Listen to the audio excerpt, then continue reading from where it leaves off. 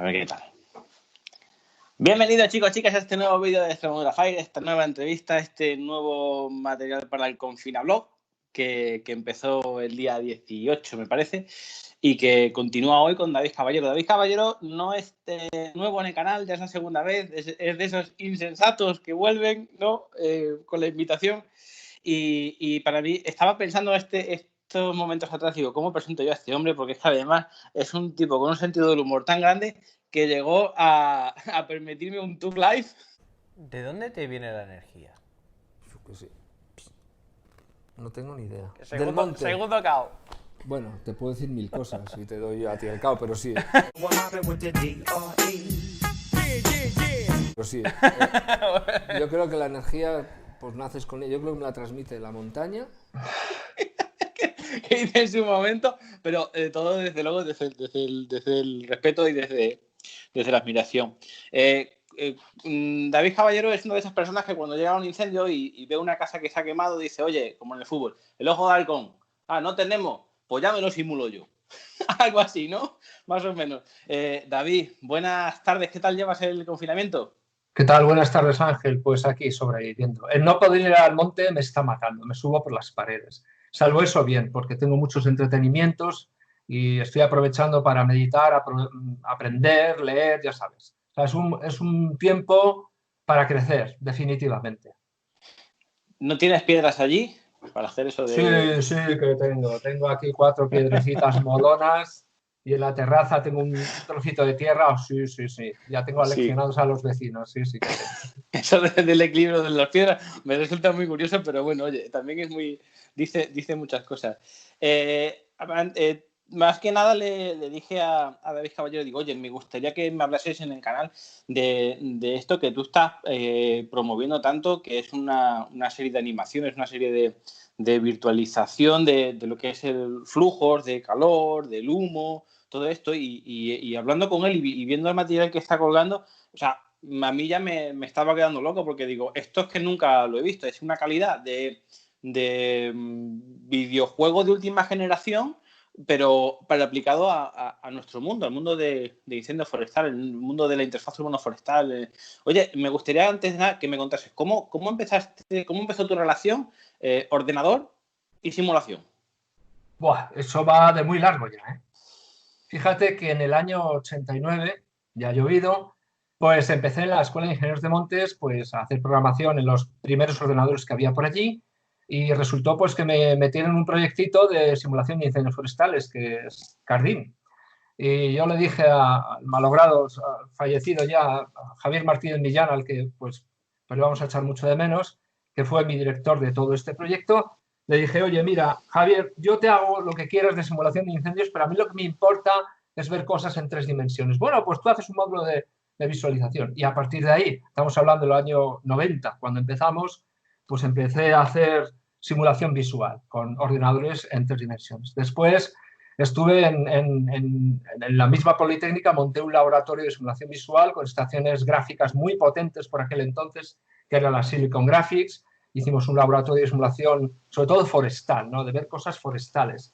Y al final, lo que acabó es en un doctorado. Tuve la ocasión de codirigir un doctorado sobre este tema que nos llevó a Canadá, al Laboratorio de la Arquitectura del Paisaje de la Universidad de Toronto, y a partir de ahí pues empecé a desarrollar una actividad más centrada en simulación visual para la visualización de obras y de instalaciones con red eléctrica, etcétera. Monté mi propia empresa.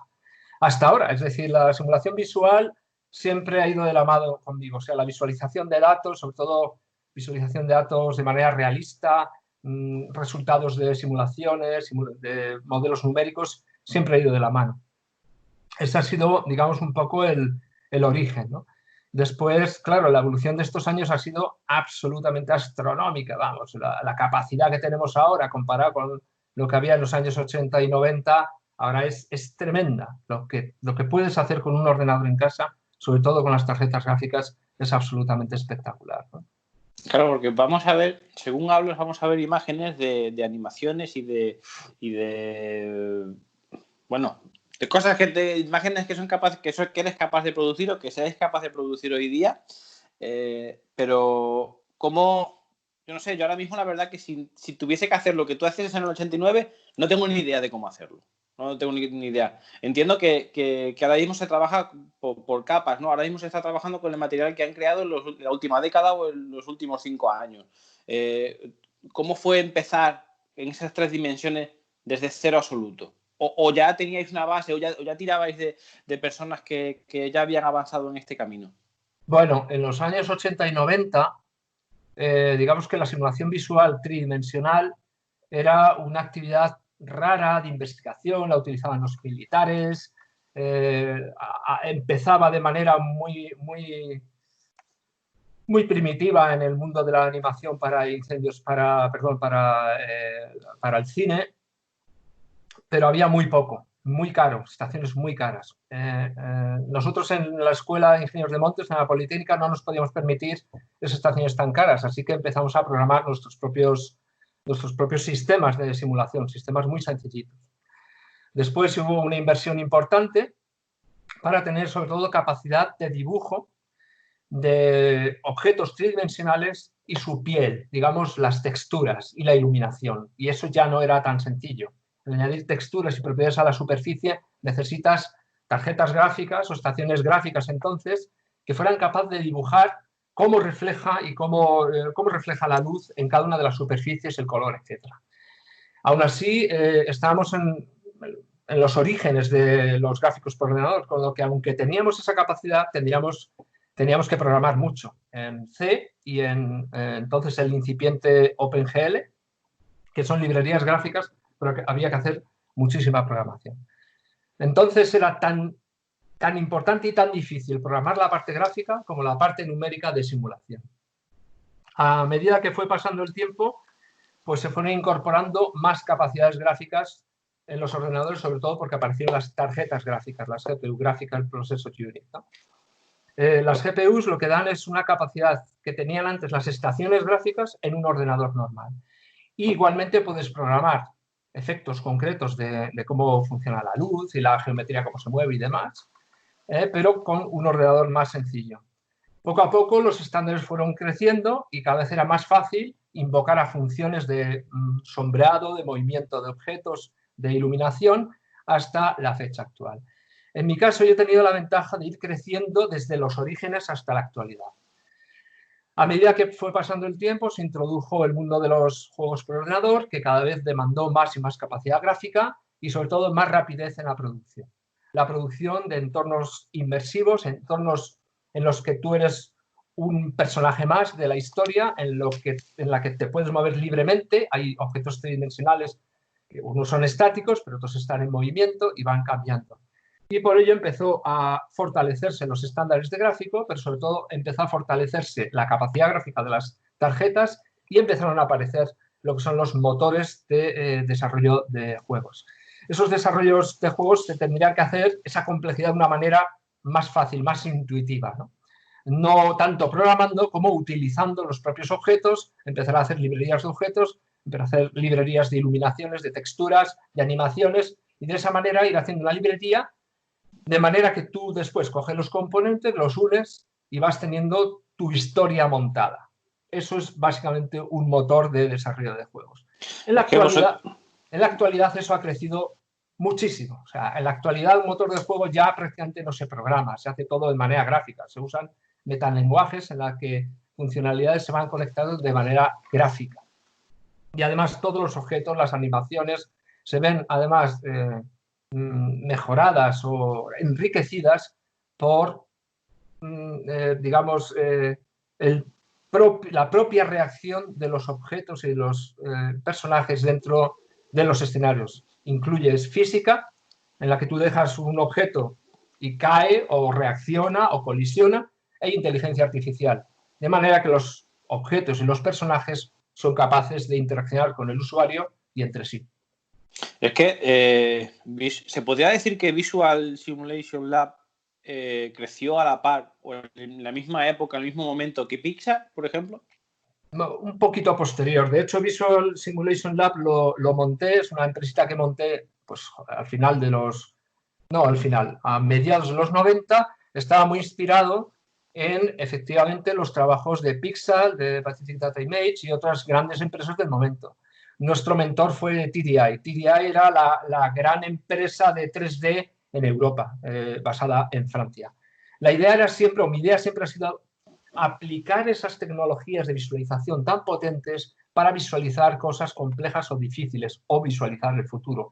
En este caso, tratamientos selvícolas, ver cómo quedarían en un bosque de manera realista, o un tendido eléctrico, o una subestación de transformación eléctrica, cómo quedaría a lo largo de los años con el crecimiento de la vegetación, cómo apantallarlo, etc. En definitiva, utilizar toda esa potencia con fines prácticos. Y eso... Claro. ¿Cómo se te ocurre la idea? Es decir, oye, pues esto lo mismo lo podemos aplicar a forestales, a la emergencia por incendio forestal.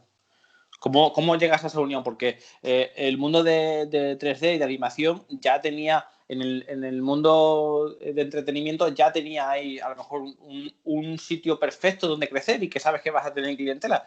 Pero, ostras, el mundo forestal, sabiendo cómo sabemos qué esencia tiene, que es más reposado, más lento o más reacio a cambio, a este tipo de grandes cambios, ¿cómo fue centrar tu esfuerzo en decir, oye, esto es para forestales? Bueno, eso, el origen fue otra vez el proyecto Cardín de simulación de incendios forestales. A mí la simulación de incendios forestales me interesaba relativamente poco, es decir, lo que me interesaba era ver cosas en 3D. Lo que me llamaba la atención del proyecto era ver las llamas en 3D, el progreso del fuego, el humo y demás. E hice algunas cositas, en realidad eran cosas muy primitivas, pero conseguí ver la evolución del fuego, del humo y de las llamas en 3 dimensiones. Mi interés siempre ha sido, Ángel, siempre ha sido intentar explicar de una manera visualmente intuitiva lo numéricamente complejo. Es decir, un incendio forestal es tremendamente complejo. Tiene interacciones entre el suelo, la atmósfera, la vegetación.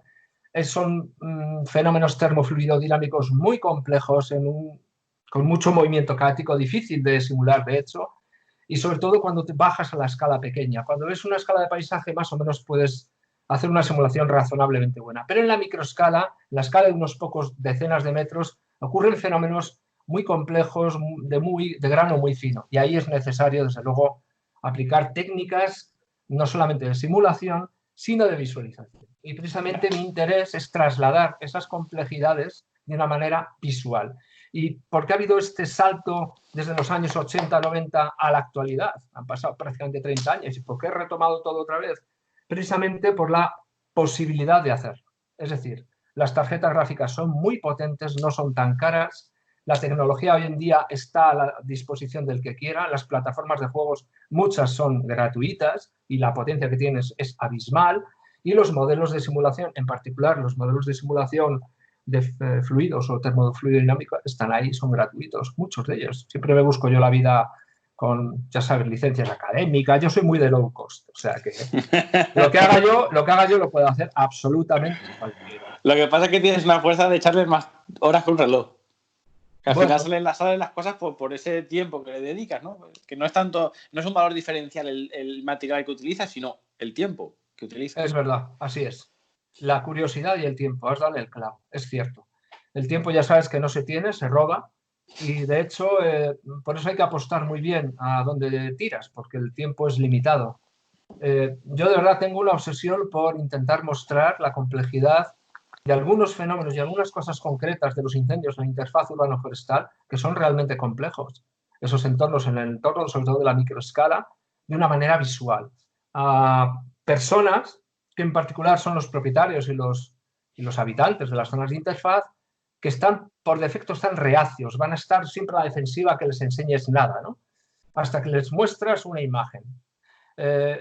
Vosotros los bomberos que estáis en el fregado, veis muchas cosas que nosotros, los que hacemos aquí análisis en la pantalla, vemos menos. Yo cuando visito un incendio veo los efectos, no los procesos. Por eso vuestra experiencia y vuestras grabaciones son tan importantes. Porque aparte de aprender, lo que hacemos es mostrar a las personas cómo es la realidad. Cuando eso no lo tenemos, podemos simularlo visualmente. Y esa es mi inquietud, ¿no? Y esa es precisamente el salto que he pegado ahora, es, bueno, porque ahora es posible hacerlo, ¿no? Claro, además la base de imágenes con la que contabas en el año 90, ahora es Es que pues, hay una imagen que pondré ahora que es el tema del zombie. El mundo zombie, no sé qué ha ocurrido con el mundo zombie. A todos nos ha en algún momento llamado el mundo ese, como cuando yo jugaba hace 15 años al Carmageddon. Que el Carmageddon, ahora viéndolo con perspectiva, era una patata de juego y además yo digo, no sé qué había yo jugando a eso. Tampoco he sido mucho de jugar, pero tenía su uso aquel ya, lo de los zombies y todo esto. Y he podido ver una imagen que has desarrollado tú que era, bueno, pues un entorno, había un poquito de humo, las flores que se movían con el viento. Y yo decía, es que prácticamente, claro, parece que eso que estás ahí, el material que se está creando ahora mismo, que probablemente mucho de ello es en base al material que a lo mejor es libre de uso, pero que convenientemente adaptado a nuestro mundo, pues le da ese toque de realismo, que tú te puedes poner unas gafas de estas de unas Oculus, una de realidad virtual que valen 6-7 euros por internet y dices, bueno, es que parece que estoy ahí, ¿no? Que estoy mirando para allá y la madera que está quemando la estoy escuchando más cuando miro hacia ella. Eso, o sea, yo estoy impresionado. ¿Tú, cuál es tu sensación ahora mismo donde estás? ¿Crees que se puede avanzar mucho más todavía? ¿O crees que vamos lentamente, que ya estamos alto? No. El mundo forestal, o sea, las cositas que yo estoy presentando son, vamos, ejercicios de párvulos. Vaya, este ejercicio del zombie del que hablas es un ejercicio sobre todo no de la animación, ni del entorno, ni de los árboles, las piedras, porque eso es relativamente fácil de hacer, sino de la niebla. La niebla es niebla volumétrica que interacciona con el aire, con la luz, con lo que es bastante más difícil. Es decir, que si hay una luz y tú estás detrás de un árbol, la niebla chupa toda esa sombra, cuando en realidad las nieblas falsas que se hacen en los juegos no tienen esa interacción. No, yo creo que el realismo es importante para dar mensajes concretos. Es decir, el grado de complejidad de estos entornos no son tanto los objetos, porque los objetos se pueden modelizar con cierta facilidad, sino la programación de algunos fenómenos que no han sido objeto de interés en el mundo de los juegos. Y en particular en el mundo de los incendios forestales, el humo, el fuego y las pavesas. Se han hecho cosas parecidas, pero en un juego no es necesario que sea real, sino que parezca real. Entonces hay técnicas de dibujar humo baratas que piensa que en un entorno inmersivo, esto de realidad virtual, en que te pones las gafas, tienes que hacer un render de 30 fotogramas por segundo. Es decir, tienes que actualizar tu entorno 30 veces por segundo.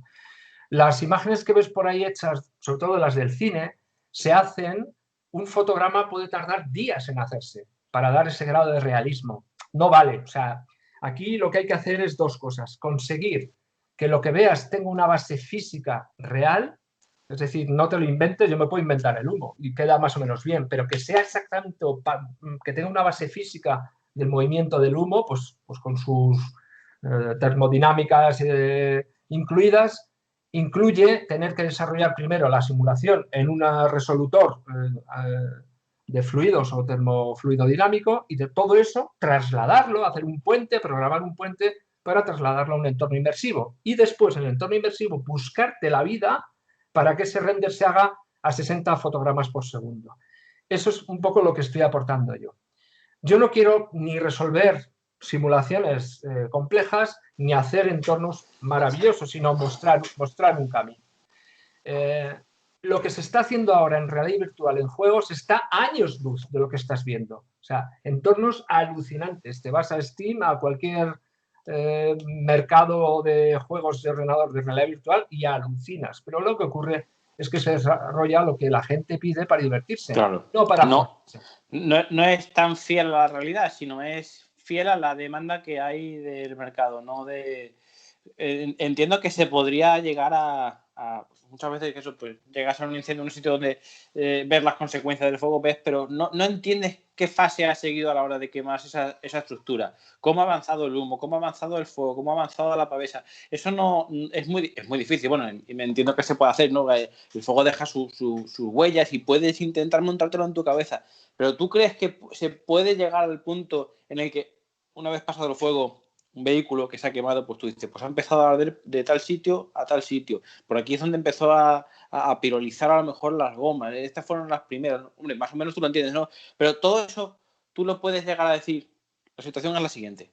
Yo prendo fuego a algo, lo grabo, te enseña a ti el resultado de lo que se ha quemado. Y ahora que tú seas capaz de hacer una simulación y a la hora de compararla con la imagen real, ¿se podría llegar a hacer una copia sin conocer la primaria, la grabación en vivo? ¿Se puede realizar esa simulación que sea pues lo más fidedigna posible a la que ocurrió? 1 hora, 2 horas o un día antes. ¿Crees que se puede llegar a ese nivel? Sí, se puede llegar. Sí, se puede llegar. Porque lo que está... Entonces, sí. La herramienta... Definitivamente se puede. Lo que pasa es que depende... Siempre hay que equilibrar cuántas horas quieres gastar y cuánto especialista quieres utilizar, porque... Imagínate, tienes carta libre, imagínate. Entonces yo montaría un equipo que sí. Fíjate, vale. En un incendio forestal tenemos varias escalas y varias fases. Yo estoy hablando de la microescala porque es un entorno geométrico más o menos controlado. Son unas decenas de metros con unos cuantos objetos, no son miles de objetos. Y además no estoy cambiando de escalas, me quedo siempre en la microescala, con lo que tengo todo más o menos a mano.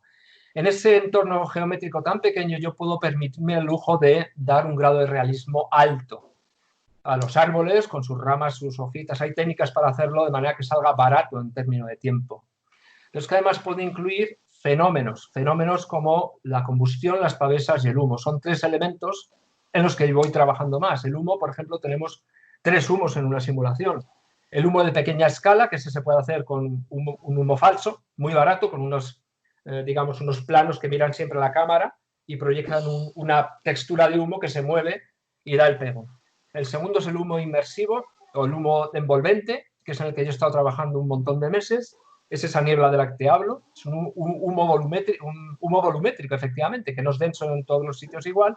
Y el tercero y más difícil es el humo volumétrico, el humo de columnas.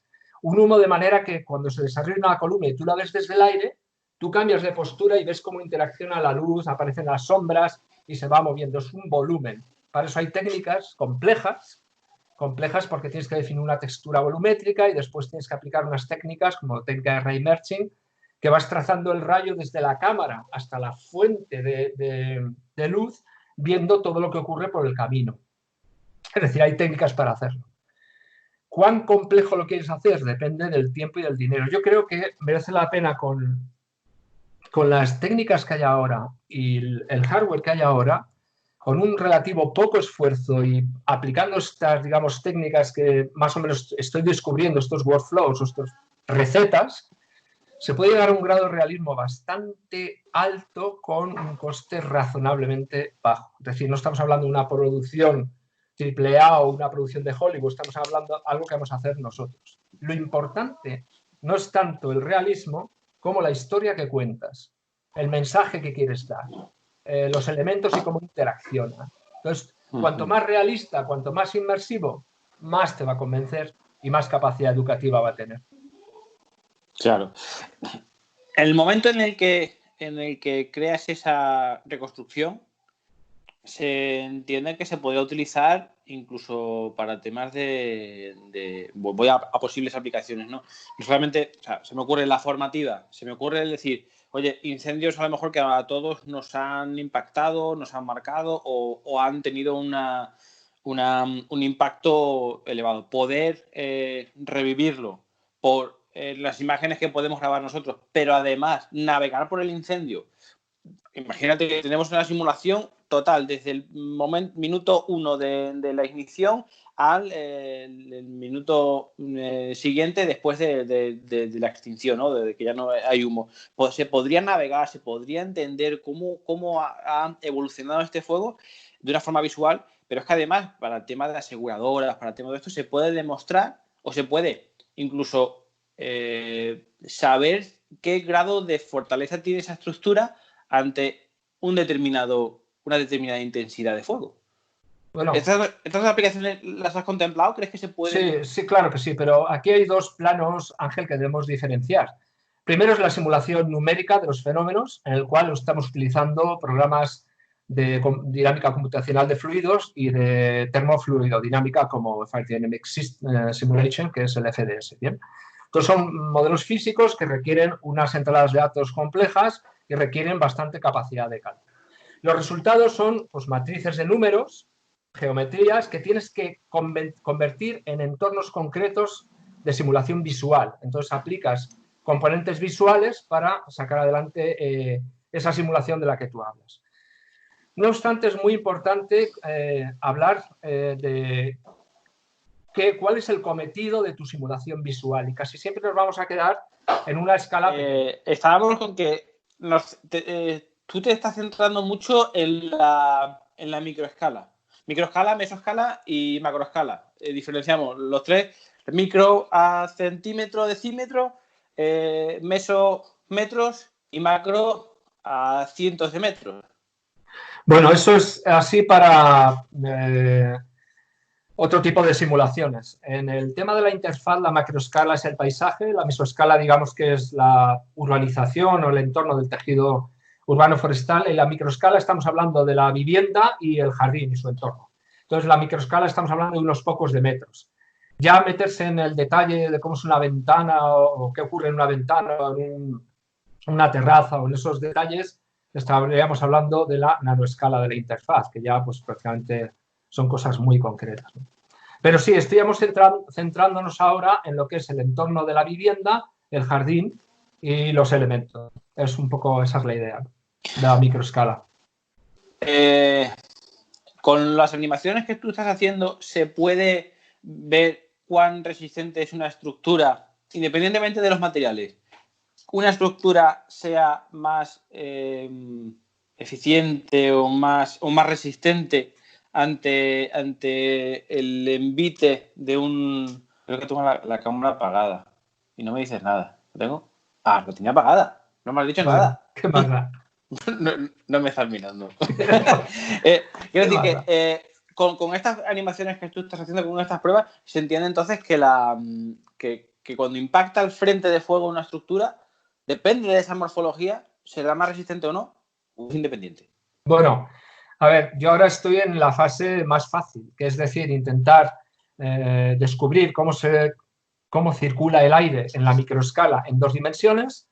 Acabo de pasar a las 3 dimensiones. Todo esto trasladarlo, obviamente, a, como te decía, a elementos en estos entornos inversivos, de manera que yo lo pueda ver, que yo pueda ver un flujo, una presión, una turbulencia. ¿Cómo lo ves? Pues hay trucos para hacerlo. Y después, y todo esto es dinámica de fluidos, no hemos hablado de termodinámica para nada. El paso siguiente es incorporar combustión. La combustión, la generación de calor, y además de la conservación de la masa y del movimiento, la cantidad de movimiento, incluimos también la conservación de la energía. Esto quiere decir que tenemos que incorporar elementos que queman, cómo queman, especialmente y sobre todo los elementos vegetales. Y después, esos elementos vegetales y todo lo que tengo alrededor de la vivienda, ver cuál es la intensidad de calor que tengo, cuánta de esa intensidad llega en forma de contacto de llama, cuánta llega en radiación, y también es interesante observar en la microescala cuánta llega en forma de convección. La idea es que la termofluidodinámica es más compleja, requiere no solamente el conocimiento de los objetos, las geometrías para ver cómo circula el aire, sino además cómo queman, cómo emiten calor, cómo cambia la circulación del aire porque hay una aportación de calor, cambia la temperatura, cambian las presiones y circula de otra manera. Con todo ello, la propia combustión, el primer efecto que tiene es la propia circulación.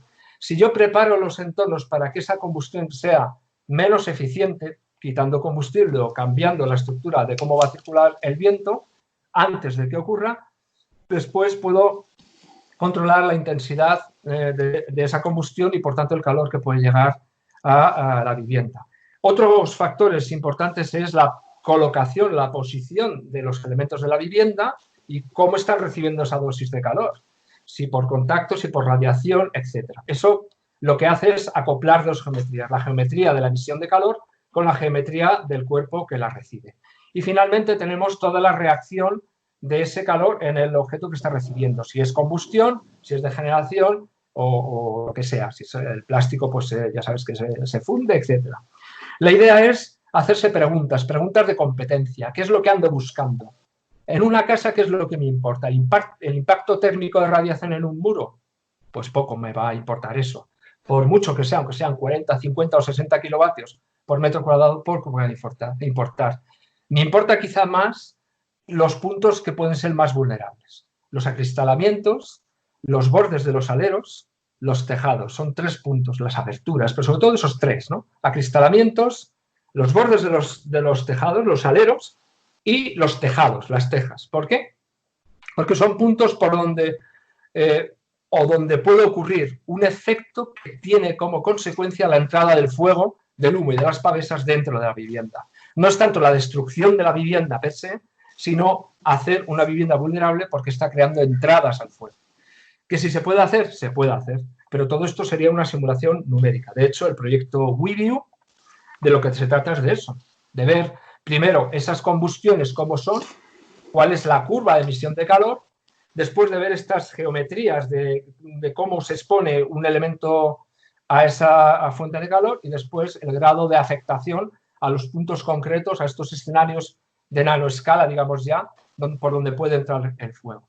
Una vez que tenemos eso, me interesa ahora, como ya tengo esa simulación numérica terminada en forma de matrices, campos de temperaturas, de presiones, de velocidades, de viento, etcétera, trasladarlo al mundo digital gráfico, al mundo inmersivo. ¿Para qué y por qué?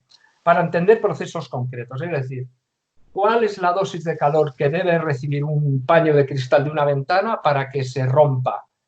Pues igual no es tanto el calor, sino el impacto térmico, a la velocidad a la que recibo y en qué punto concreto. Hay una diferencia de temperaturas y rompe, pero no colapsa, etc. Todos estos fenómenos que numéricamente los tenemos simulados, poderlos ver visualmente. Me comentabas que qué potencial tiene esto para el entrenamiento. Es total, sobre todo en estos escenarios de microescala.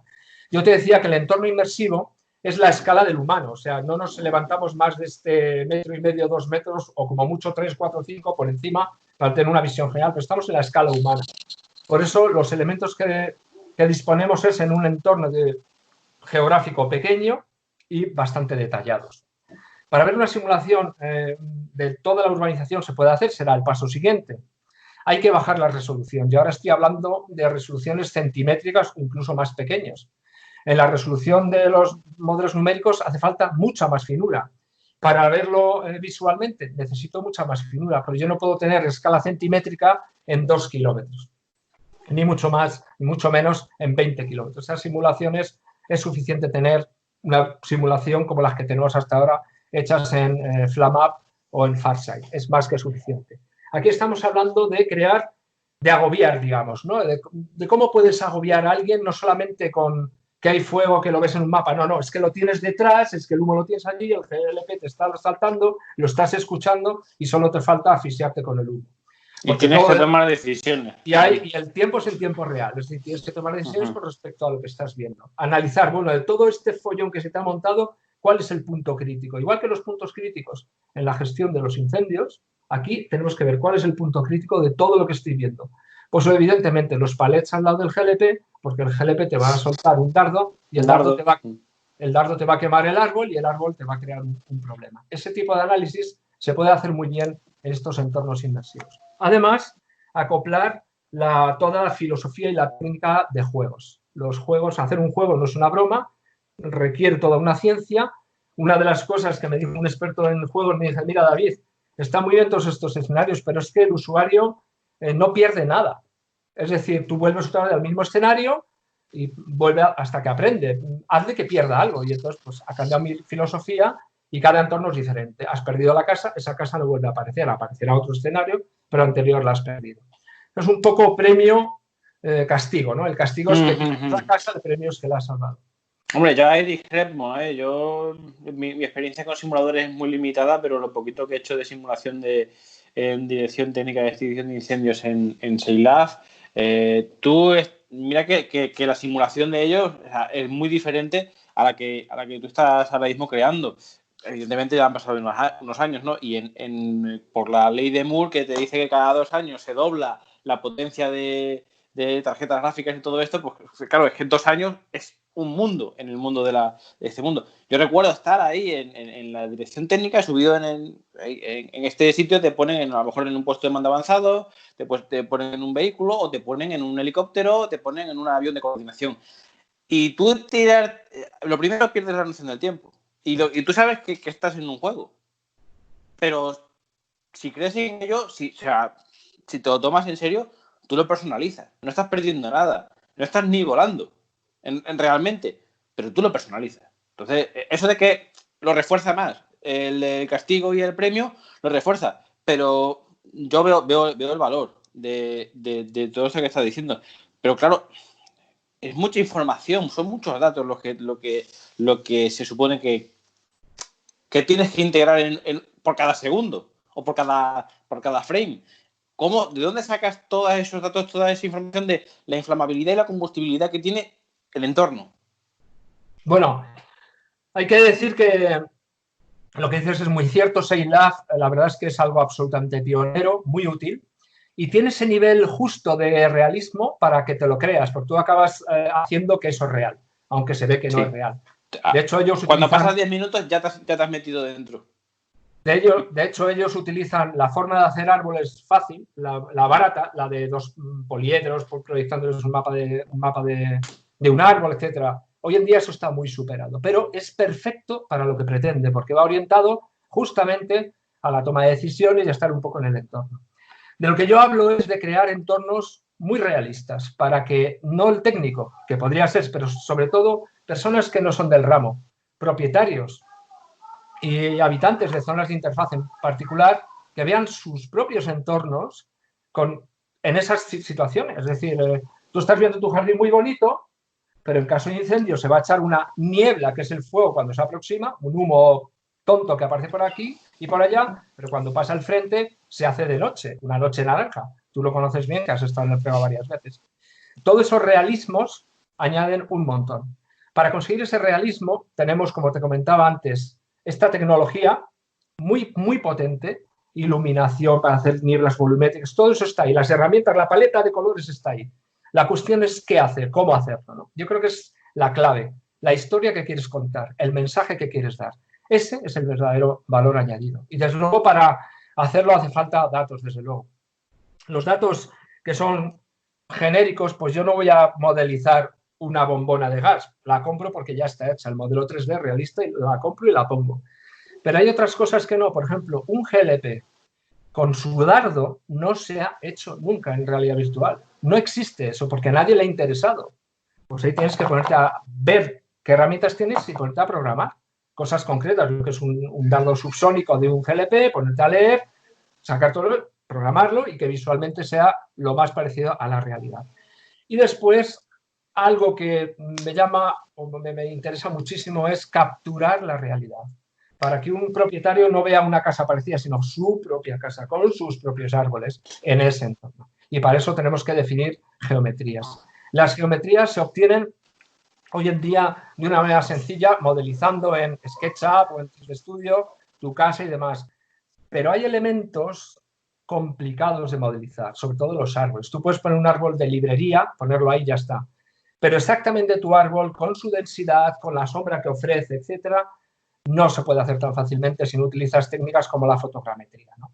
Para obtener datos relativamente fácilmente de cosas complejas, yo utilizo fotogrametría tridimensional de alto detalle, de una granularidad muy alta, porque tengo que obtener todos los elementos que hay en una microescala de interfaz. Y yo creo que la fotogrametría hoy en día es la clave para obtener un montón. Es muy sencillo. La fotogrametría esencialmente es hacer montones de fotos, aplicar un software que va viendo pares de fotos, cuáles son los puntos comunes, y después, por triangulación, saca un puntito que corresponde a ese punto que ha identificado en la fotografía en el espacio. Y así lo que tengo es una nube de puntos.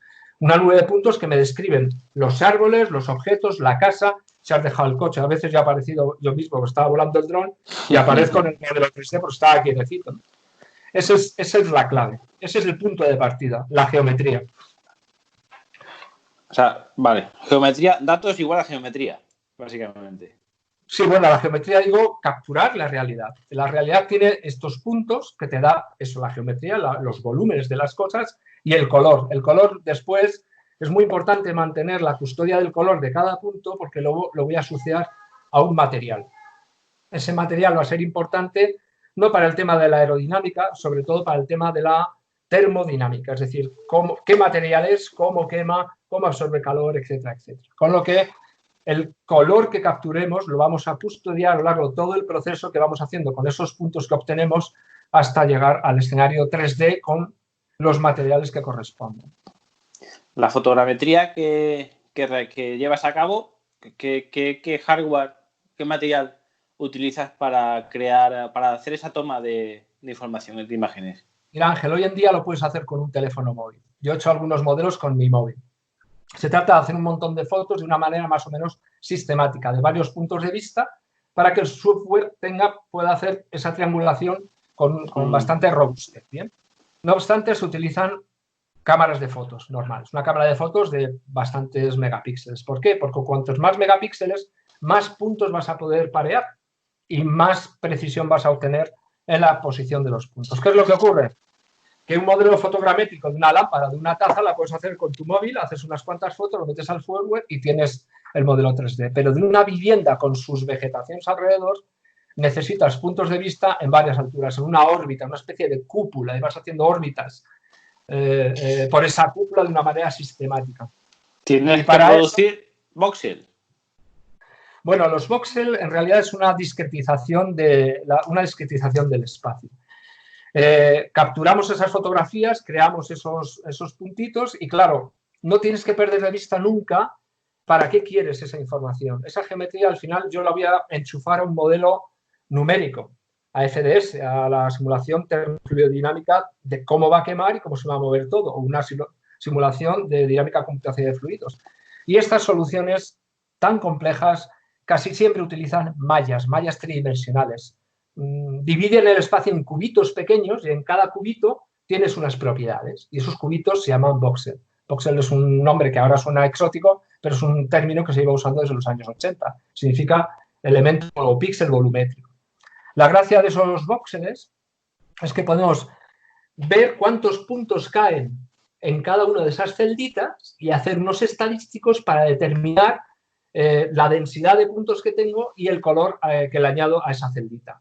Esa celdita va a ser más grande o más pequeña dependiendo de la resolución, de la finura del análisis que quiera hacer. Y esos voxeles, como yo tengo el color, al final le puedo dotar de una propiedad. ¿Qué es? ¿Es árbol? ¿Es madera? ¿Es fachada? ¿Es plástico? ¿Es aire? Cada celdita del espacio tiene asociado, por tanto, un material. Y eso lo enchufamos directamente a los modelos de simulación. Modelos de simulación de movimiento de fluidos o modelos de simulación de iniciación y propagación del incendio o de los fuegos en modelos, como digo, termofluidodinámicos. Te has estado fijando mucho en aleros, tejas y acristalamiento. Me gustaría que me hablases un poquito cómo has llegado a la conclusión de que esos son puntos débiles. Me gustaría que me hablases un poquito de tus viajes, entre ellos a Grecia, por ejemplo, que fuiste después fue en 2018, creo que fue. 23 de julio del 18, sí. El 18. Y fuiste allí personalmente. A todo lo pasado, ¿en qué momento te diste cuenta que esos puntos son los más delicados? ¿Una vez que has estado en entornos como en Grecia o ya de antes ya eran puntos que tú sabías que eran sensibles? Bueno, Ángel, esto es un proceso de muchos años. Es decir, no solamente es visitar un incendio en el que se han destruido miles de viviendas, que es una lección importante. Cuando vas allí no sacas conclusiones, lo que sacas son fotos y haces preguntas y recoges testimonios y recoges toda la información que puedas, porque después la vas a analizar despacito en gabinete. Es decir, como digo, esto es un proceso muy largo, de muchos años. No solamente es el incendio de Mati, que tuvimos la ocasión de ver muchas casas destruidas, sino ver otros incendios y sobre todo escuchar muchos testimonios de bomberos, de gente que estaba allí en el incendio y vio los procesos más que los resultados, de investigación que se ha hecho en laboratorio. Ahora mismo en el proyecto WeView estamos haciendo simulaciones en túnel de viento con combustión y simulaciones en software específico como FDS. Precisamente de estos detallitos, ¿no? De si los tejados y por qué, de si las ventanas y por qué. ¿Por qué se sacan estas conclusiones? En realidad son sospechas. No tenemos de manera fidedigna una batería de ensayos normalizados que nos digan qué es lo que ocurre y cuál es la manera de protegerlo. Pero después de haber visto cientos y cientos de casos parecidos, puede sacar conclusiones de sospechas, de hipótesis que luego hay que comprobar en el laboratorio o haciendo simulaciones. Y desde luego, una y otra vez, todo apunta a que las viviendas son resistentes al impacto, muy resistentes al impacto, nuestras viviendas, pero son extremadamente vulnerables en algunos puntos cuando no observamos su protección. Es decir, me has oído hablar miles de veces la importancia de las ventanas. Una ventana abierta o semiabierta que lo que hace es acelerar el aire. Incluso si tienes una persiana mallorquina que deja pasar el aire, la persiana mallorquina, pero evita que haya un impacto radiativo. Si tú la ventana mallorquina la abres, creas un flujo mucho más fuerte porque hay una aceleración en las lamas. De hecho, las lamas de una contraventana mallorquina es un medio poroso, con lo que el flujo es más importante. Estos detalles se repiten una y otra vez en los efectos observados. Falta por corroborarlo con la observación de los fenómenos, o bien vosotros, los bomberos forestales, en los episodios de Interfaz Urbana Forestal, grabándolo o levantando testimonio, o bien en ensayo de laboratorio. Estos puntos débiles, además, se repiten una y otra vez en los países y en los testimonios de los investigadores. Las ventanas, porque es el punto, la piel más fina que tiene toda la envolvente de un edificio, y si no está bien preparado un acristalamiento ante un impacto térmico importante se puede rajar, ante una fuerza exterior puede colapsar, incluyendo su propio peso, y si se raja no pasa nada, pero si se raja y se colapsa es una entrada a las pavesas, al humo y al fuego, y empieza la combustión por dentro de la vivienda, que es nuestro verdadero problema. Los tejados en un entorno de incendio forestal, sobre todo los tejados de teja, en el borde del alero es donde por defecto va a haber mayor diferencia de presión. Justamente el aire golpea justo en la esquina, intenta siempre levantar las tejas del borde. Y además ahí ocurre que hay acumulación en esos canalones, acumulación de pinocha. Tenemos que preocuparnos de varios vientos, no solamente de uno. Es decir, la vulnerabilidad de un canalón es que tienes esa acumulación porque se ha ido acumulando con un viento moderado. El viento alto ha soltado la pinocha, el moderado la ha ido acumulando ahí, luego el viento fuerte ha llevado el fuego hasta allí. Esos son los tres vientos que se incluyen.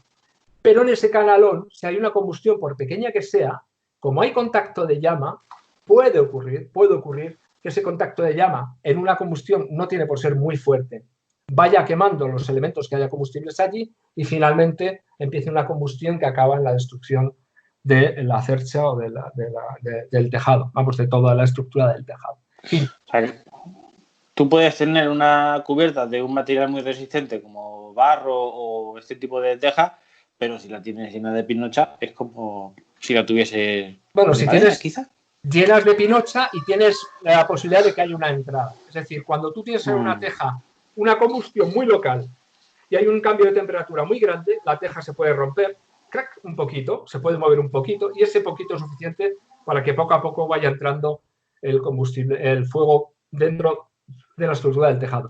Lo que quiero decir es que no tienes por tener un impacto brutal y destruye la vivienda. El impacto brutal pone en marcha una serie de combustiones que ocurren después de que pasen frente y quedan ahí como latentes y que nos van creando esos problemas. Por ejemplo, mira, este es uno de los mensajes interesantes para transmitir con simulación visual. Simulación numérica en dinámica de fluidos y los resultados trasladarlos de alguna manera visual para que un propietario entienda qué es lo que ocurre, porque ver la presión que ejerce el aire es muy complicado de hacer, de transmitir a una persona. Oiga, que justo aquí hay una presión grande y aquí hay una depresión prácticamente del mismo tamaño. ¿Cómo lo explicas eso? Pues hay formas de hacerlo. Dicen que una imagen vale más que 1000 palabras. Entiendo que esto puede llevar a que en un momento dado la vivienda de esa persona, cuando se pueda llegar a este nivel de producción audiovisual, ¿no?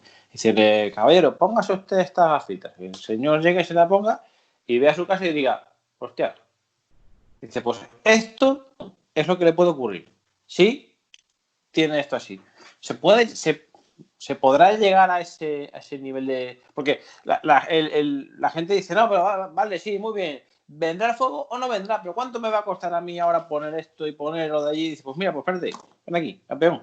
Te voy a enseñar lo que ocurrió en tal sitio, en tal sitio, en tal sitio. Y lo vas a ver en tu... Eso ¿cuántos años le das para que se pudiese llegar a ese nivel de concienciación personal? Bastante, bastante. Por eso estoy obsesionado. Me decís, pero David, ahora estás con esto de la simulación, realidad virtual. Creo que es una apuesta importante porque es un canal de comunicación muy potente. Lo que intento es básicamente llamar la atención sobre estas tecnologías para intentar convencer de una manera sencilla de procesos complejos y enseñar muy bien lo que tú dices. En tu casa, con qué pocas cosas puedes proteger bastante tu vivienda en esta situación. Ponte las gafas, métete, fíjate que en todo ocurre en 5 minutos, pero fíjate que en 5 minutos todo lo que se pone en marcha. Y le preguntas, ¿tú por dónde empezarías? Hombre, mi casa, no, que se va a quemar mi casa. Date la vuelta a tu casa y mira el GLP y los palets que tienes pegados a tu GLP. El modelo de combustible marranería también, ¿no? Marranería, ese es tu problema. Y mira por qué, porque se está empezando una combustión difícil de parar, el fuego va a pasar, pero eso va a quedar ahí y la gente va a lanzar un dardo, etcétera, etcétera. Esto que no queda tan obvio para un propietario, lo entiende rápidamente. Pues ya está, quito los palets. Gracias porque lo has aprendido y quitar los palets. A fin de cuentas, lo que hacen es daros a vosotros oportunidades que es no meteros en líos, es decir, quitaros preocupaciones. Pero sí se puede hacer. El tiempo para intentar convencerlos, bastante, porque la gente tiene una rigidez mental muy grande. Sobre todo, no quieren cambiar sus hábitos y sus paisajes y sus jardines. Por eso, mi otra obsesión es el diseño de jardines, de manera que se llegue a un equilibrio, a un acuerdo. O sea, no puedes quitarlo todo, porque además si lo quitas todo, cambias la dinámica del aire, pones el suelo, hay más evaporación, etcétera. No puedes quitarlo todo. Es un equilibrio entre estética, protección del suelo, protección frente al aire, pero que no haya mucho combustible o que esté separado. Y eso yo creo que se puede hacer con ingenio y echando mano de ingeniería, claro. Es que además tenemos una costumbre, también quizá por nuestro clima, ¿no? Que nos gusta mucho la sombra, nos gusta mucho una copa de pino amplia que dé sombra a la vivienda, nos gusta que esos setos de arizónica que son tan poco inflamables, ¿no? Fíjate que no es tanto el seto de arizónica, que está comprobadísimo. Mira, es de las cosas más interesantes que hemos hecho en el proyecto WeView. En el proyecto WeView, el laboratorio del fuego de Coimbra, la Universidad de Coimbra y Elsa Pastorio y su equipo han hecho quemas de arizónicas y de otros elementos de jardinería en el túnel de fuego. Y es espectacular ver los vídeos, la velocidad a la que quema, a la velocidad a la que pierde masa y la dosis de calor que ofrecen unos y otros setos. Es que es espectacular. Estamos hablando igual de 4 o 5 veces más rápido una arizónica que un crudo, ¿no? No solamente es la especie, es el tratamiento, porque tú fíjate, es algo que lo que he estado insistiendo estos últimos meses, ¿no? Si tú tienes un seto, hace de muro, es un material poco poroso, y el aire va a intentar subir por arriba, y detrás va a haber menos presión y va a haber más protección. Claro, pero si se quema va a ser una fuente de calor brutal. Si tú lo podas por abajo, el aire, al encontrar ese seto tan podado, tan denso, el seto muro, va por arriba, efectivamente, pero también se acelera por debajo. Y te crea un problemón porque los aires que vienen por debajo te crean vórtices negativos que en un porche lo que hacen es subir el aire. En vez de bajarlo, que es normal que haya un vórtice positivo, lo que hacen es subir. Si tienes cualquier vegetación, te intenta subir el aire hacia arriba. Ya sabemos que subir hacia arriba no nos conviene. Si ese seto de arizónica, en vez de ser de arizónica menos combustible, es de aligustre, ocurren dos cosas. Tiene más agua, tiene menos carga de combustible, tiene menos material fino muerto, menos volátiles y además es más poroso. Al ser poroso, el aire al llegar allí no intenta subir o bajar solo, sino que intenta atravesar el seto, con lo que la aceleración por arriba y por abajo es menor. Para que veáis que no solamente es la selección de la especie, sino su colocación, su tratamiento y, desde luego, su riego, porque la cantidad de agua que tienen las plantas es, desde luego, un freno tremendo para la combustión. Ya ves tú que a lo mejor la diferencia de utilizar una especie a otra ha podido salvar una casa o ha podido echar a perder una casa. Efectivamente. Con todo lo que ello conlleva para el propietario, porque una casa en este país es un piso complicado, por una casa ya ni te cuento lo que es. Efectivamente. Pues todo esto es el conjunto de la pirojardinería, proteger efectivamente el combustible. Hay que aprender a leer en un jardín dónde está la materia fina muerta, a veces está escondida. También tratar el agua que tienen las plantas y, por tanto, preocuparse el agua del suelo, por tanto, hay que protegerla, por tanto, quitar copas, pues no siempre es lo mejor para proteger el suelo, sí es bueno para otras cosas, para que no caiga material en el tejado, etc. Y luego es el equilibrio del viento y de la combustión. Entonces, 3 cosas: aire, combustible y suelo, que tengo que diseñar en estos jardines, en estas microescalas. Entonces, claro, o sea, entiendo que llevándolo a la parte más práctica de todo esto, es decir, a la hora de diseñar con el simulador que estás proponiendo, es decir, vamos a ver, por ejemplo, un propietario, yo, oye, pues quiero que me prepares la jardinería o una empresa. Puede ser también una opción de trabajo, de negocio para futuras empresas. Decirle, oye, pues mira, teniendo en cuenta la recurrencia de incendios por aquí, imagínate, pues estamos en Valencia o estamos en una zona de sur de Andalucía, donde o mismamente Portugal, que cuando aprieta el fuego aprieta bien, me lo vas a hacer con este tipo de especies o con esta otra. Entonces, pues, y vamos a ver cuál estructura es más resistente. Esto podría llegar ahora mismo en las casas tienes hace muy poquito que empezó el tema del coeficiente energético, del certificado energético de la vivienda, ¿no? Clase A, B, C. La eficiencia energética, sí. Sí. Ahora mismo que te fabriquen una casa normal con un tipo C ya es complicado. Lo normal es que sea tipo D. Yo cuando estuve viendo para comprar una casa lo estuve viendo un poquito y está por ahí. Se puede, eso en vivienda, a lo mejor en territorio urbano, pero en territorio rústico, en terreno rústico, a lo mejor esto puede desembocar en unos años, no sé cuánto, en un certificado, de decir, pues esta vivienda con esta estructura y con esta jardinería, se te garantiza a lo mejor un tipo A, un B, C de resistencia al fuego. Sí, es verdad, pero se puede llegar, pero estamos un poco lejos, por una sencilla razón. Primero, no tenemos una norma técnica completa sobre el tema, y esa norma no la tenemos porque falta muchísima experimentación rigurosa y sistemática de todo lo que hemos ido hablando. Tú me has preguntado, ¿y por qué sabes que son vulnerables?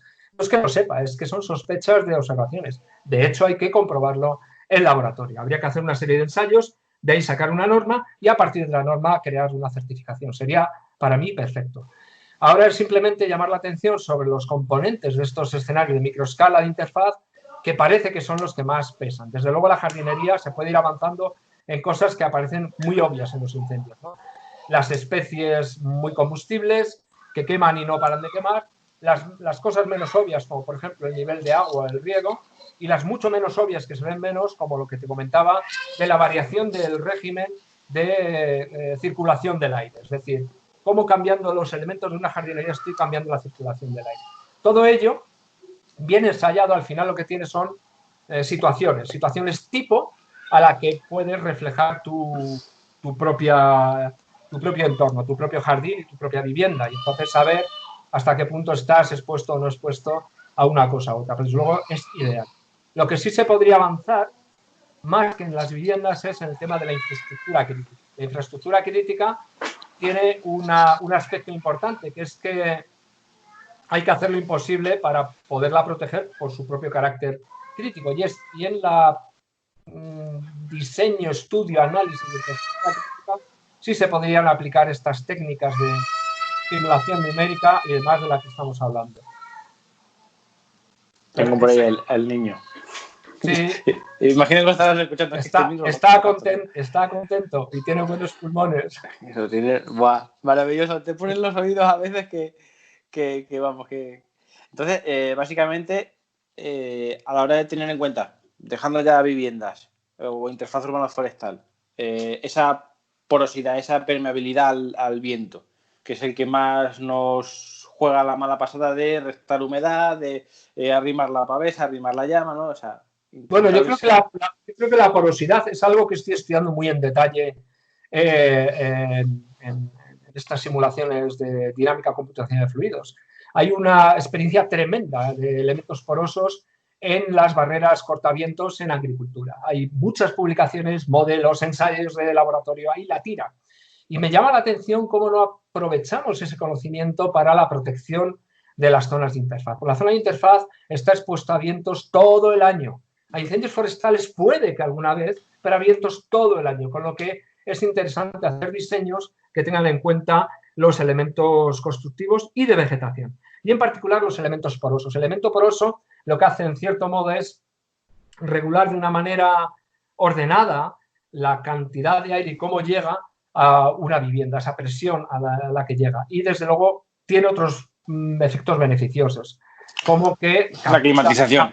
captura pavesas en caso de incendios. ¿Qué es lo que ocurre? Que cuando uno piensa en una barrera de cortavientos, piensa en cipreses, porque el ciprés se ha utilizado en agricultura tradicionalmente, pero claro, el ciprés no lo podemos meter en una interfaz, porque sí, te protege del viento, pero en el caso de incendios, tu carga de fuego. Pero ¿por qué no alternativas? ¿Por qué no buscar alternativas de elementos flexibles, esbeltos, que absorben un montón de energía cinética, dejan pasar el aire, regulan la circulación, como el chopo, por ejemplo? Los pómpulos en general. O algo que no deje tanta borra en el suelo, que nos crea otro tipo de problemas en incendios. Especies que nos dejen pasar el fuego, pero a la vez que reduzcan ese impacto del viento y probablemente del incendio forestal. Con lo que creo que los elementos porosos o simplemente vallas de lamas ya mallorquinas, yo qué sé, inventos varios que hagan que regulen el paso del aire y desde luego el paso del viento. Creo que es el gran reto. Yo voy a echar ahí un montón de horas en hacer simulaciones e intentar buscar diseños o soluciones en ello. Sí, pero es que además se interesa para el tema de la climatización. Había un tipo de viviendas que era Bauhaus o algo así, que eran tipo A, una certificación tipo A de eficiencia energética. Y además a mí me interesa cuanto menos golpee el viento en mi casa, por lo general mejor, porque se va a calentar menos y se va a enfriar menos. O sea, en invierno se enfriará menos y en verano pues se calienta menos, porque un aire caliente lo deseca todo y lo calienta todo. Entonces ese tener en cuenta esas barreras del viento, pues que me interesa para hacer más confortable mi vivienda y más segura, evidentemente. Esto, no sé, se me ocurren... Tenía más preguntas en la cabeza y no las he apuntado, pero bueno. Sí, mira, estás teniendo en cuenta las nuevas cargas de combustible. O sea, ahora mismo estamos en un cambio de modelo energético. Lo que comentas de que hay más GLP para calefacción, para agua caliente sanitaria, pero además en las viviendas estamos viendo que están entrando en juego vehículos con fuentes energéticas diferentes, como es el gas natural comprimido, como son coches con baterías, que son muy sensibles, sobre todo las de litio polímero, también esos acumuladores ahora hay unas baterías que se llama litio polímero ferroso, LiFePO, que tienen placas solares, todo este tipo de aparamentos. ¿Te parecen? ¿Estás viendo la sensibilidad que pueden tener? Igual que tenía los aleros, las tejas y acristalamientos, porque son elementos muy sensibles. Claro, yo lo que estoy viendo con respecto a los depósitos de GLP, está demostrado que no van a causar ningún problema de explosión. Cuando digo que está demostrado es que ya lo hemos demostrado en el laboratorio, que la carga de fuego tiene que ser muy puntual, muy continua y muy intensa. Es decir, que un conductor se rompa y haga un soplete contra el vaso del GLP, que es una cosa rara. Por lo general, los combustibles que tenemos no van a dar carga como para provocar una gran sobrepresión. Como mucho, que levante la válvula y salga un dardo. Y ese es el problema de los depósitos, que salga el dardo y lance llama muy potente a la casa, a la vegetación o a cualquier otro punto. Con respecto a todos los depósitos de GLP de los coches, de los automóviles, son muy seguros, están protegidos, son muy seguros. Y además son relativamente pequeños. No creo que tampoco vayamos a tener bleves. Las bombonas de gas que tenemos, tradicionalmente las hemos tenido fuera de la casa. Hemos visto una y otra vez cómo en esta combustión postfrontal, una vez que se deja esa combustión lenta, ¡boom!, acaban explotando, sobre todo aquellas que están tumbadas, etc. Y pueden suponer un riesgo local. Con respecto a las nuevas fuentes energéticas y en particular los coches eléctricos, estoy totalmente de acuerdo. Es una novedad. Cuando tienes un coche eléctrico, que ya sabes que en los incendios los coches se queman con relativa facilidad, si algo se quema en un jardín va a ser el coche. Vamos a tener un coche con baterías que vamos a tener que dejar quemar hasta que se consuma todo aquello por los problemas que ya conocemos, de difícil de apagar, de problemas de descargas de alta tensión, etc.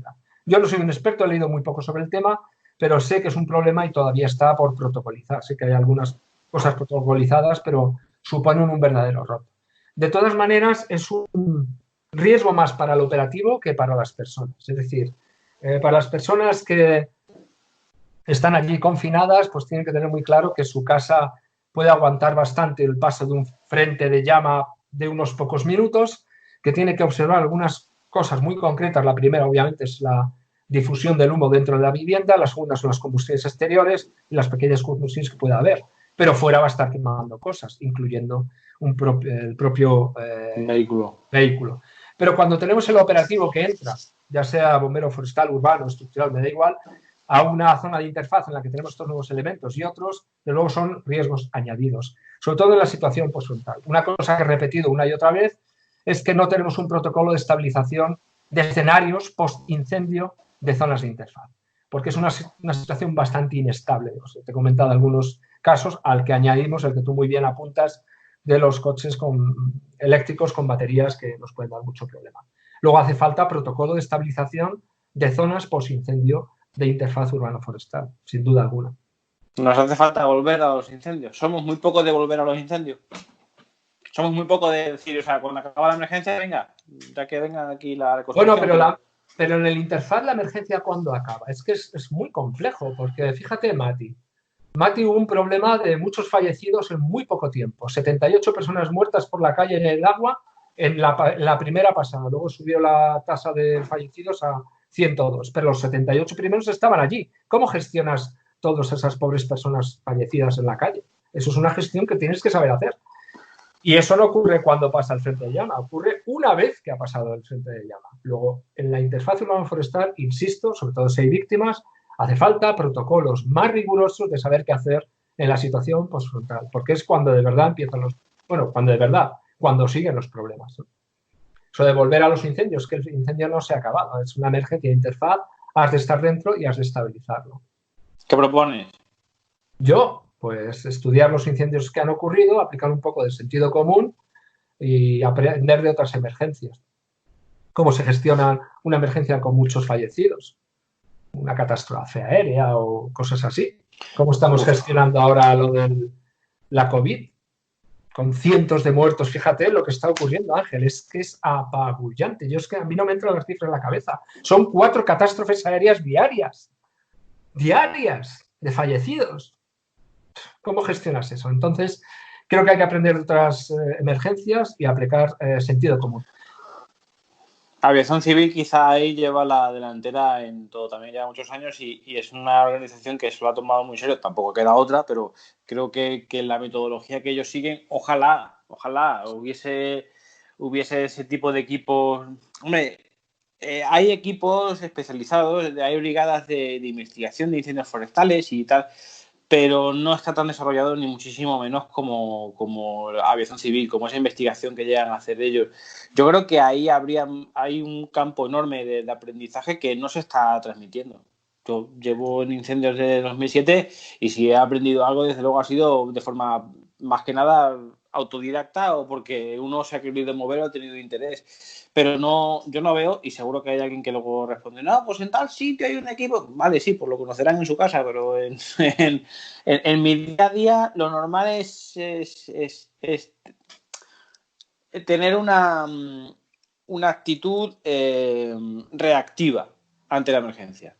Se produce la emergencia, corre, vas, te pegas la paliza, vuelves y a cenar, a dormir y hasta mañana a que sea otro incendio. No tenemos esa costumbre, esa sana costumbre de volver y decir, oye, pues a lo mejor al día siguiente, a la semana siguiente, al mes siguiente, al año siguiente. Bueno, hay 2 cosas que hay que protocolizar. Una, como te he dicho, es la estabilización de las zonas post-incendio de interfaz y la segunda, inmediatamente después, si no a la vez, es la investigación. Es decir, sacar el máximo de fotografías, testimonios, medidas en los próximos días después, en 2, 3 días, en la semana. Tienes que empezar casi de inmediato porque las huellas se borran. ¿Por qué es tan importante? Porque podemos aprender sobre, primero, cómo se comporta el fuego en la interfaz, segundo, sobre operaciones, análisis de operaciones, tercero, sobre las víctimas y cuarto, sobre la afectación de las viviendas y hasta qué punto pueden servir de refugio o no. ¿Y por qué se queman o no? Son 4 lecciones de cada incendio que no estamos aplicando. Me dio muchísima pena que el incendio más devastador en muertes de Europa, que ha sido el incendio de Mati del 2018, el gobierno ni la comunidad internacional se puso las pilas de inmediato en la siguiente semana para coordinar y, de la mano del gobierno griego, sacar el máximo de información de qué ocurrió en esos 4 niveles, ¿no? Lo que hicimos Gabriel Sanzopoulos y yo en los siguientes días, porque yo estuve allí, esto fue el día 23, yo estuve el día 30 allí, fue hacerlo de manera, no voy a decir improvisada, pero casi voluntariosa, por capturar el máximo de información posible, pero no puedes con ello. Es un área tremenda, son 2.000 casas afectadas, pues ves yo vi unas 300 y ya estaba harto de ver casas. Quiero decir, 2 protocolos que tenemos que seguir, como tú muy bien dices, volver al incendio, pero no al mes después, a los días siguientes o las horas siguientes, porque si no, luego todo eso se pierde. Desde luego que sí. Corrígeme si me equivoco, pero si no aprendes de algo estás obligado a repetirlo. Y en el sur peninsular tenemos una latitud muy similar a Grecia. Málaga, Córdoba es una latitud parecida y además cuando te das una vuelta por la forma, por la morfología que se ha desarrollado el terreno urbano, dices, a echar un vistazo ahí y ver Mati, dice que nos pillen confesados, porque Mati se dieron una serie de circunstancias, baja humedad relativa y alto viento, principalmente. Corrígeme si me equivoco. Eso, en Córdoba, bueno, viento quizás no mucho, pero humedad relativa baja, en fin, hace un calor y una baja humedad enorme. Y, pues, hombre, pues Málaga tienes el mar al lado, pero también tienes a veces viento considerable, que el viento te hace que las otras variables sean menos, te tumba las otras variables. ¿Tú crees, con lo que sabes y con lo que has visto, que podemos vivir situaciones como esas en España? Sí, sin duda puede ocurrir. Pueden ocurrir no en el mismo patrón, es decir, una urbanización muy densa, con casas de estructura de madera, prácticamente todos los tejados de Mati eran de madera, con una población muy envejecida, calles muy estrechas, material, combustible por todos los sitios y lo más importante con el mar. El mar teniéndolo como una referencia de salvación cuando en realidad es una trampa. En un incendio, como tú muy bien dices, conducido por el viento. Puede ocurrir, pero también otros patrones complicados. Nosotros tenemos en la costa patrones de urbanizaciones que están en medio de una ladera, con una accesibilidad, con una carretera que está perfectamente expuesta a un frente que puede llegar consolidado y literalmente verte forzado a meterte en tu casa e intentar confinarte. Y si no has preparado el confinamiento, pues puede haber un desastre. Yo he revisado todas las urbanizaciones de la costa. Después de Mati, me tiré casi 6 meses revisando todas las urbanizaciones de la costa española, incluyendo, obviamente, las Islas Canarias, Islas Baleares, y no encontré ningún patrón igual. Hay algunos patrones parecidos, pero los viarios son diferentes, las casas son diferentes, el combustible es diferente. No quiere decir que no tengamos un desastre, pero no un desastre como Mati. Mati ocurrió en unos pocos cientos de metros. Si quieres podemos dedicar otra entrevista solamente a Mati, pero vamos. Vale. La última carrera entró muy fuerte, pilló a la gente allí porque no sabía en realidad lo que estaba pasando, reaccionó muy tarde, intentó ir al mar, se taponó y ocurrieron 3 desastres. 2 de ellos, 2 atrapamientos feos, con varias decenas de personas fallecidas.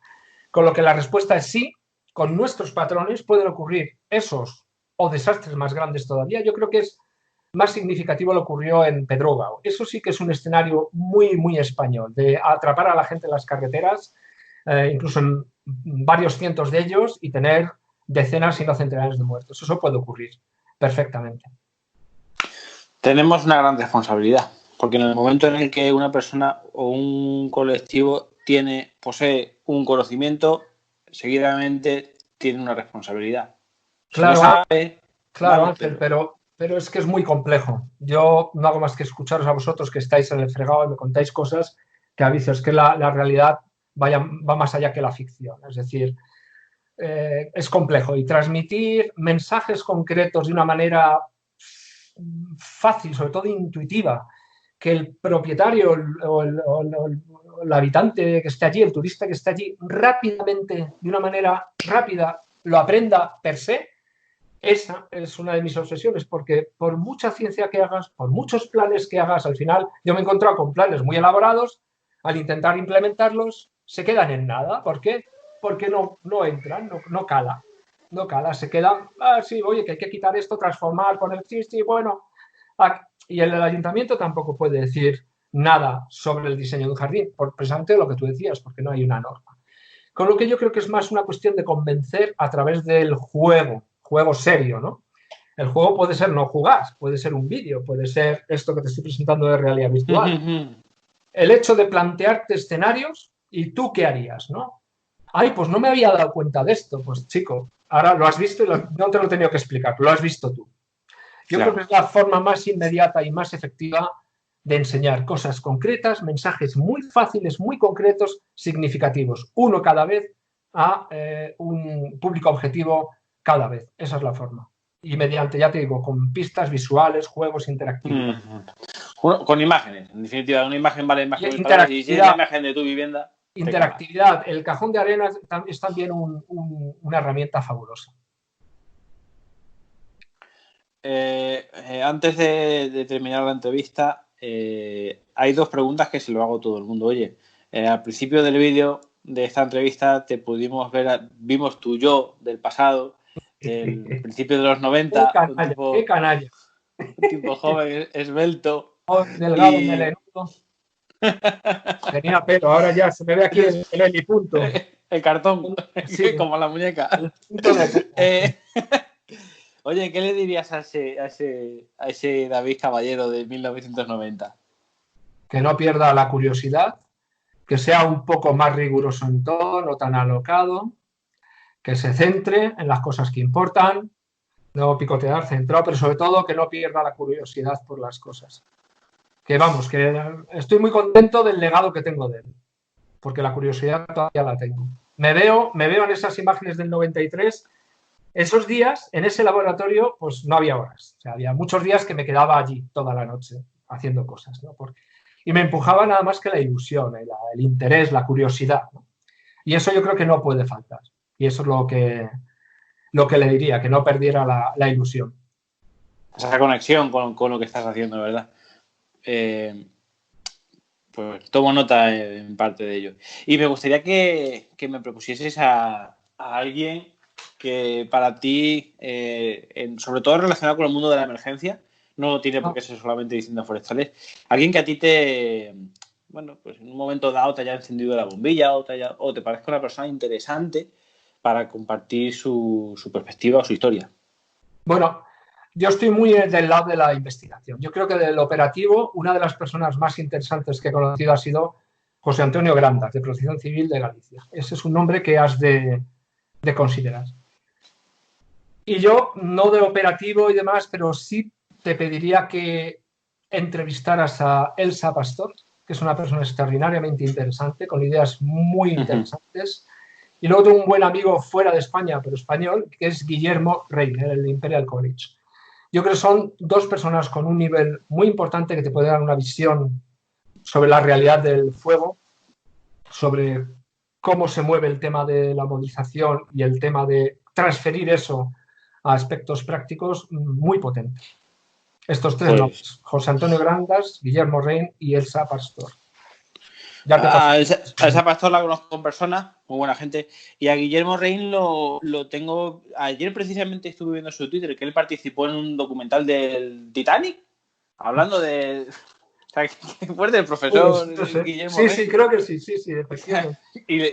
Hablando en un perfecto inglés. Sí. Tú dices, qué envidia de gente, de verdad. Es verdad, habla muy bien el inglés, es verdad. Pues hablaré con él. Pues David Caballero, muchísimas gracias. Me quedo con que una imagen vale más que 1000 palabras, independientemente de dónde venga, pero esa imagen, ¿no? Y espero que, seguiré haciendo entrevistas, pero no descarto hacerte una tercera entrevista. Muchas gracias por aguantarme, por tener esa paciencia que tenéis muchos de vosotros, pero que sepáis que me estáis ayudando un montón con el confinamiento y también estáis aportando un montón a la profesión. Muchísimas gracias. Muchas gracias a ti, Ángel, por tu labor. Muchísimas gracias. Hasta luego. Chao.